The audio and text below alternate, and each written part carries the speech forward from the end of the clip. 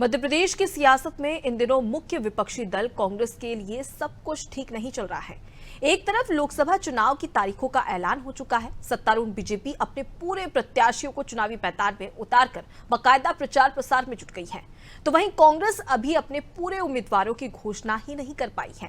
कांग्रेस ने मध्य प्रदेश में अभी तक 10 उम्मीदवार ही मैदान में उतारे हैं, जबकि 18 सीटों के लिए नाम ही नहीं तय हो सके।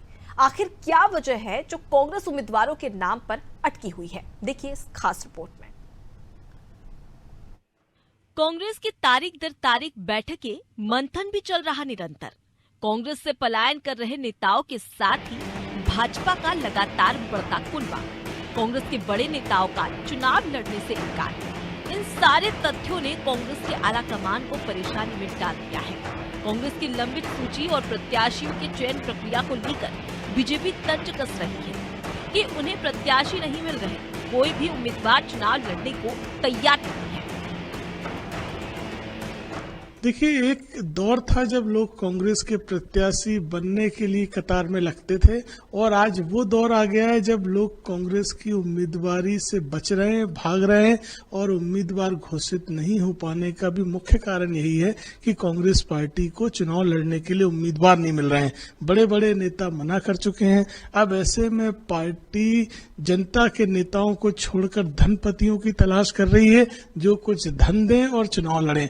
कांग्रेस पार्टी पूरी तरह से जनाधार खो चुकी है। मध्य प्रदेश की तमाम 29 सीटों पर भाजपा की जीत भी तय है। कांग्रेस पार्टी जमानत के लिए संघर्ष करती हुई दिखाई देगी। इधर कांग्रेस का मानना है कि पहले फेज के लिए ज्यादातर कैंडिडेट की घोषणा हो चुकी है। बची हुई सीट पर उम्मीदवारों की घोषणा 21 मार्च को बैठक के बाद की जाएगी। कांग्रेस का अपना तर्क है कि हम जिताऊ उम्मीदवार की तलाश में थे।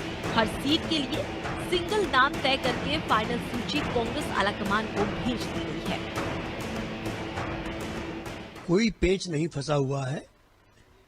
ऑल इंडिया कांग्रेस कमेटी के समक्ष पूरे देश के चुनाव हैं। सिर्फ मध्य प्रदेश के 28 नहीं है या 29 नहीं है। उस आधार पर निर्णय होंगे, और जब हम सशक्त कैंडिडेट लाएंगे भाजपा के सामने, तो उसमें विचार विमर्श में थोड़ा समय लगता है, और अभी कोई जल्दी नहीं है।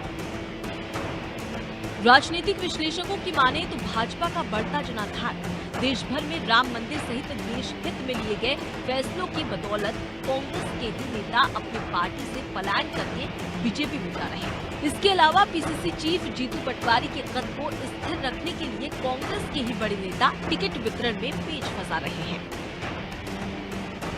कांग्रेस की लगातार बैठकों का दौर चल रहा है, लेकिन उनमें से मंथन नहीं निकल पा रहा है, उसमें से अमृत नहीं निकल पा रहा है। तारीख पर तारीख दी जा रही है।